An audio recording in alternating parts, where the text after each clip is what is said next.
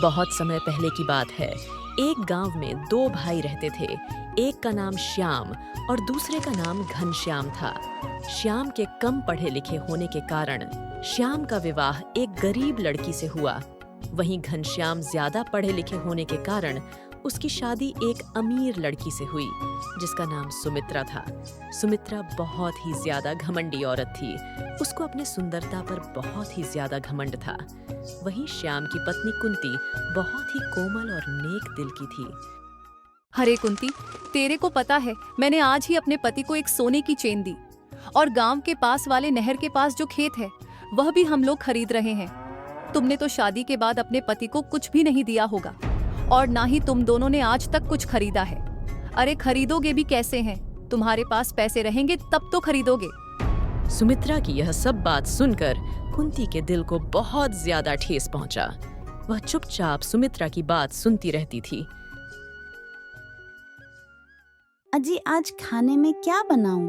देखिए ना, आज कुछ घर में बचा ही नहीं है बनाने लायक। अगले हफ्ते ही तो मैं दाल और चावल लाकर तुमको दिया था। अजी आपने जो दाल और चावल लाए थे वह तो कुछ दिन पहले ही खत्म हो चुके थे। मैं तो सुमित्रा बहन से थोड़े दाल और चावल ली थी जो अभी तक चल रहा था। अच्छा ठीक है कुंती, मैं जा रहा हूँ जमींदार जी के पास कुछ पैसे उधार लेने। मैं शाम तक लौटूंगा। तुम अपना ध्यान रखना, मैं जल्द ही आ जाऊंगा। फिर श्याम पैसे लेने धनराज सेठ के घर चला जाता है और इधर कुंती भी सुमित्रा के पास जाकर बोलती है। सुमित्रा बहन, देखो ना, आज मेरे घर पर खाने का एक दाना तक नहीं है। आपसे जो थोड़े से अनाज लेकर गई थी वो भी खत्म हो गए। राजू के पापा गए हैं धनराज सेठ के पास। वो आएंगे तो मैं आपको अनाज के सारे पैसे वापस कर दूंगी। आप थोड़े से और अनाज दे देती तो मेरा आज का गुजारा हो जाता। मेरे बच्चे भूखे तड़प रहे हैं। भगवान के वास्ते मुझे आज के लिए अनाज दे दो। अरे बहन, आज तू अनाज मांगने आई है? मैं तुमसे बोला था ना, गांव के पास वाले जो नहर है उसके पास जो जमीन है वह हम लोग ले रहे हैं। उसी के लेने के चक्कर में घर में जितने सारे अनाज थे उसको आज ही सुबह एक व्यापारी से बेच डाला। सुमित्रा की यह सब बात सुनकर कुंती उदास होकर अपने घर पर आ गई और बैठकर सोचने लगी। हे भगवान, अब मैं क्या करूं? बेचारे मेरे छोटे छोटे बच्चे सुबह से भूखे पेट सोए हुए हैं। अब मैं कहां से अनाज लाऊं? एक काम करती हूं, मैं अपने बड़े भैया के घर जाकर उनसे अनाज थोड़े से मांग लाती हूं।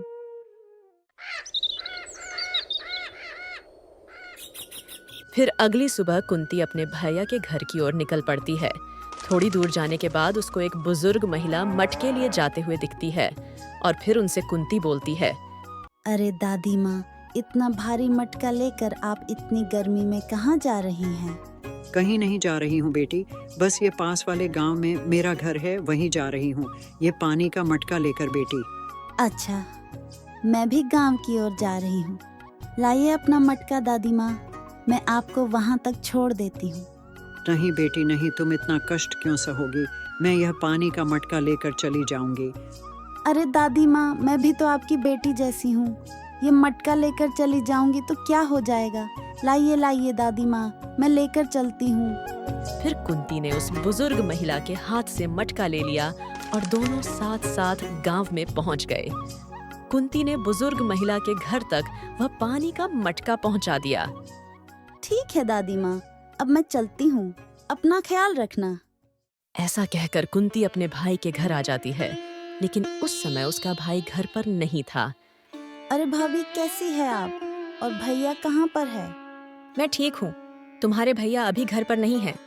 अरे मुझे भैया से जरूरी काम था भाभी। क्या काम था, मुझसे कहो। अरे भाभी, मैं क्या बताऊं, मेरी हालत कुछ ठीक नहीं चल रही है घर की। मेरे घर के सारे खाने के अनाज खत्म हो चुके हैं और मेरे बच्चे भी भूखे पेट 2 दिन से सो रहे हैं। इनकी कमाई भी इतनी अच्छी नहीं हो रही है कि हमारा घर चल सके। मुझे थोड़े से पैसे और अनाज की जरूरत थी भाभी। अच्छा, तो तुम चाहती हो कि हम तुम्हें पैसे और अनाज दें? यहाँ तो हम लोगों के ही खाने के लाले पड़े हुए हैं। हमें खुद 2 वक्त की रोटी नसीब नहीं हो पा रही है। हम तुम्हें कहाँ से पैसे दें? तुमको पैसे और अनाज के सिवा कोई और काम हो तो बोल, नहीं तो यहाँ से चली जाओ।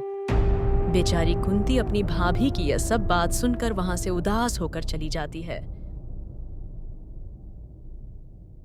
फिर रास्ते में वह बुजुर्ग महिला कुंती को देखकर उसको आवाज लगाती है। अरे बेटी इधर आओ। फिर कुंती वह बुजुर्ग महिला की आवाज सुनकर उनके पास चली आती है। अरे बेटी, तुम इस गांव में किसके घर आई थी?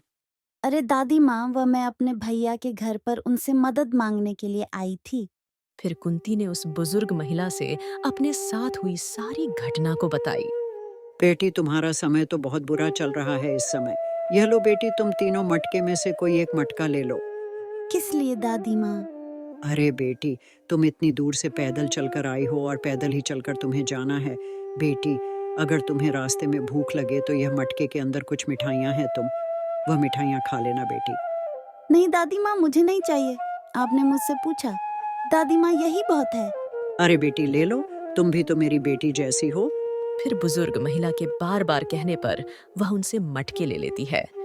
दादी माँ, अब मैं चलती हूँ, वरना मुझे घर पहुँचते पहुँचते शाम हो जाएगी।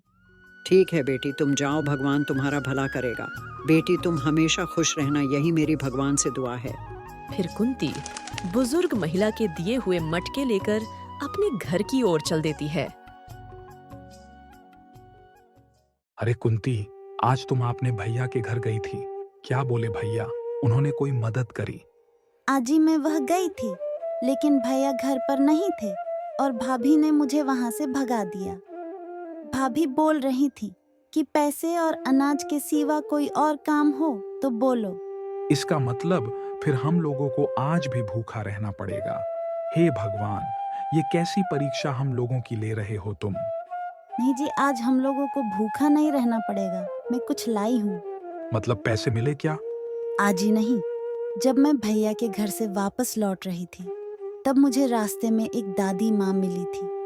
ओ मुझे एक मिठाई से भरा मटका दी थी और बोली थी कि रास्ते में भूख लगे तो इसमें से खा लेना, परंतु मैंने वो मिठाई नहीं खाई। क्या? यह तो बहुत अच्छी बात है। जाओ जल्दी से तुम वह मिठाई लाओ। मुझे बहुत तेज की भूख लगी है।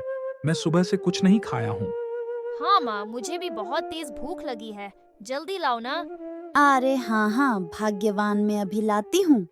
फिर जब कुंती वह मटके लाने जाती है और देखती है तो वह हैरान हो जाती है और कहती है, अरे बाप रे, इतने सारे सोने के सिक्के। अजी सुनते हैं, इधर आइए और यह देखिए। अरे क्या हुआ भाग्यवान, क्यों शोर मचा रही हो?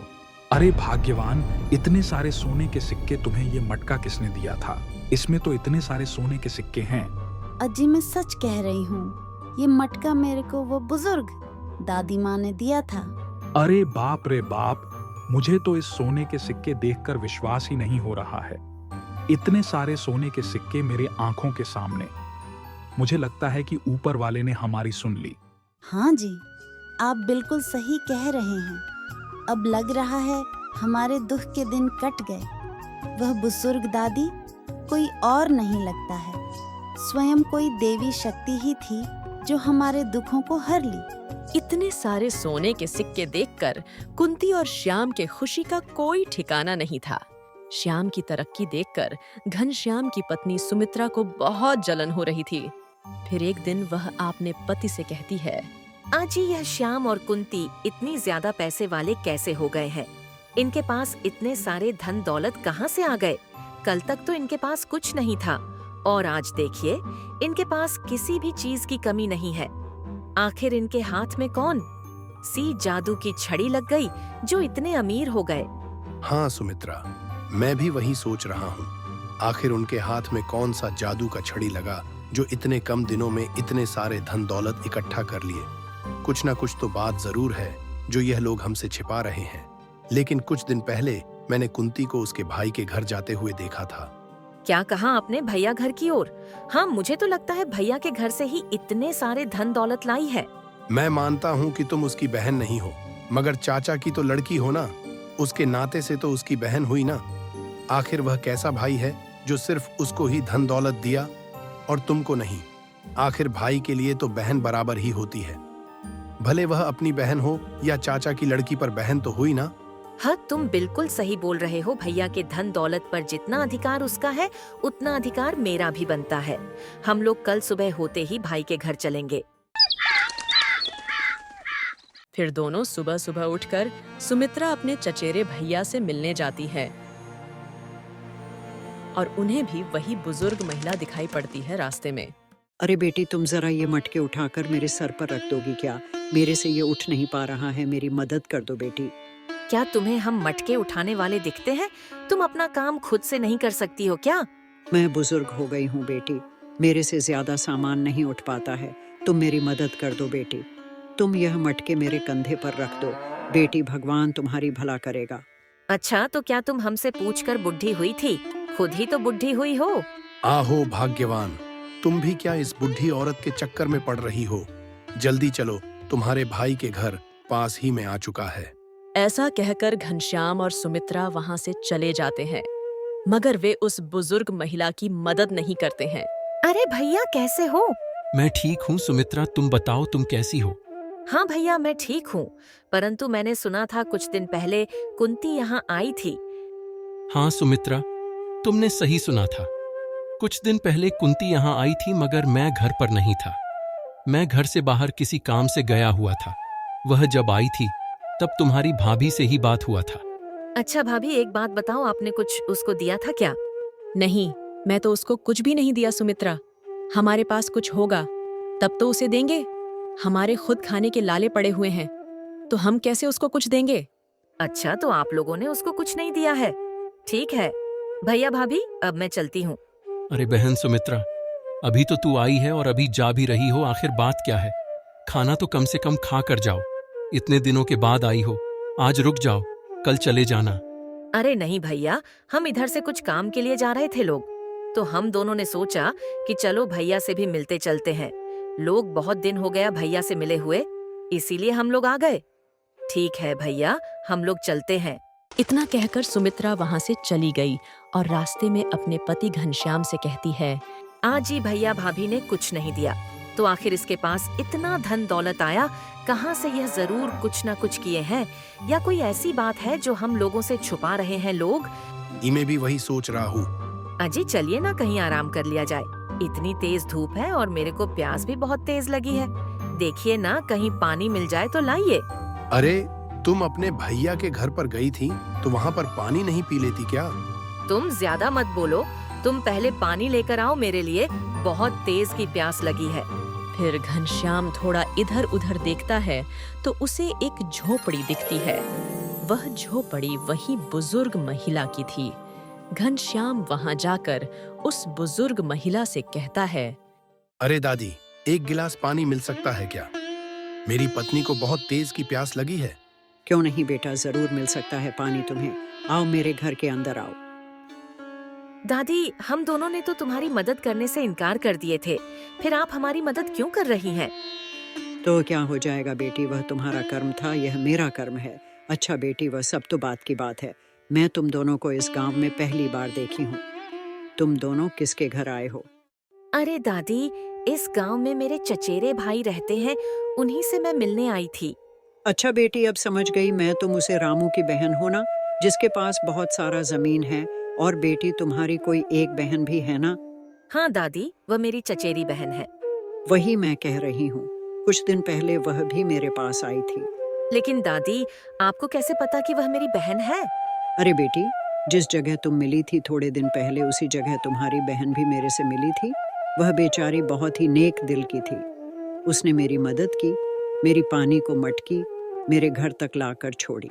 लेकिन दादी, आपको पता है, जब से मेरी बहन भैया के घर से होकर आई है, तब से उसके पास बहुत ही ज्यादा धन और दौलत हुआ है। अरे बताती हूँ बेटी, बताती हूँ। उस बेटी के पास जितने भी धन दौलत आए हैं, वह उसके अच्छे कर्म और अच्छी नीयत के कारण उसे प्राप्त हुई है। उसका दिल बहुत ही साफ है और वह बहुत ही नेक औरत है। दादी, मुझे आपकी बात कुछ समझ में नहीं आ रही। और हाँ, मेरी बहन के ऐसे क्या अच्छे कर्म हैं जो उसे इतना धन मिल गया, हमें भी तो पता चले। कर्म और अच्छी नीयत से धनवान कैसे हो सकता है? कोई दादी, तुम कैसी बात कर रही हो? बताती हूँ बेटा, बताती हूँ, सब मैं बताती हूँ बेटा। यहाँ पर जितने भी मटके रखे हैं ये कोई साधारण मटके नहीं हैं। यह मटके मनुष्य के कर्मों और अच्छी नीयत के परिणाम देने वाले मटके हैं। दादी, अब सब समझ गई मैं। तुम्हारी बात अच्छे से समझ गई। यह कर्मों के फल देने वाले मटके हैं। अपना जैसा कर्म होगा, इस मटके में से अपने कर्मों के अनुसार फल मिलेगा। हाँ बेटी, तुमने सही कहा, बिल्कुल तुमने सही कहा। यह मटके कर्म के फल देने वाले ही हैं। दादी, आपको कोई एतराज ना हो तो मैं एक बात पूछूं आपसे। हाँ बेटी, पूछो, क्या पूछना चाहती हो? दादी, मुझे भी इस मटके में से एक मटके दे दो ना। हम दोनों भी इस मटके से अपना भाग्य आजमा कर देखते हैं। क्यों नहीं बेटी, तुम ले सकती हो इसको। तुम भी इसको लो और अपने अच्छे कर्म और अच्छे नियत का फल पाओ। फिर बुजुर्ग दादी ने सुमित्रा को भी एक मटके दे दिए और वह मटके लेकर वहां से अपने घर की ओर जाने लगे। और रास्ते में यह मन ही मन सोचते जा रहे थे कि अजी, अब तो हमारे पास भी बहुत सारा धन दौलत हो जाएगा। फिर उसे कुंती को दिखाएंगे हम लोग कि हम लोग के पास कितना धन दौलत है। ऐसा कहते कहते वह घर आ गए। और जब घर आकर वह मटके खोले तो उसमें से बहुत सारे विषैले कीड़े निकालने लगते हैं। अरे बाप रे बाप, ये देखिए जी, अपने घड़े में से तो कीड़े निकालने लगे। पर क्या गलत निकला सुमित्रा? हमारे कर्मों के हिसाब से हमारा फल बिल्कुल सही मिला है। हम लोग कितने लालची और बेईमान थे। बेचारी कुंती हम लोग के पास आई थी थोड़े से पैसे और अनाज मांगने। उसको हमने अनाज और पैसे नहीं दिए, हमारे पास रहते हुए भी। लेकिन हम दोनों ने उसकी थोड़ी सी मदद तक नहीं की। ऐसे कम करने के बाद हम लोग अच्छे फल का सपना देख सकते हैं। घनश्याम और सुमित्रा को अपने किए का पछतावा बहुत ज्यादा हो रहा था। इसके सिवा वह कर भी क्या सकते थे। इसीलिए कहते हैं दोस्तों, हमें कभी भी किसी को नीचा नहीं दिखना चाहिए और ना ही कभी किसी को जज करना चाहिए। जैसा कि आप सब ने देखा, घनश्याम और कुंती अपने आप पर पछतावा खा रहे थे।